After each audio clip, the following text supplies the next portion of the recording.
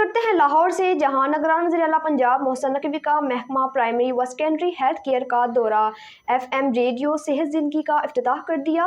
FM radio सेहत ज़िंदगी के स्टूडियोज़ और मुख्तलिफ शोबों का मुआयना किया। वज़ीर आला पंजाब मोहसिन नकवी ने ब्रैडवर्ड रोड पर महकमा प्राइमरी व सेकेंडरी हेल्थ केयर का दौरा किया और महकमा सेहत के FM रेडियो सेहत ज़िंदगी का इफ्तिताह किया।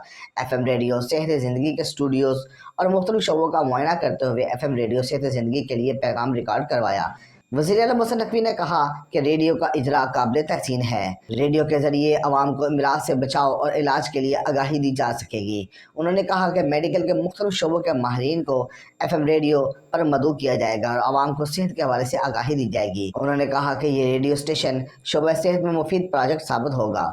मज़ीद कहा कि रेडियो इंडस्ट्री नीचे ज़रूर आई है, लेकिन FM रेडियो आज भी सुना जाता है। FM रेडियो की नशरियात लाहौर में तकरीबन 50 किलोमीटर के दायरा कार में सुनी जा सकेगी।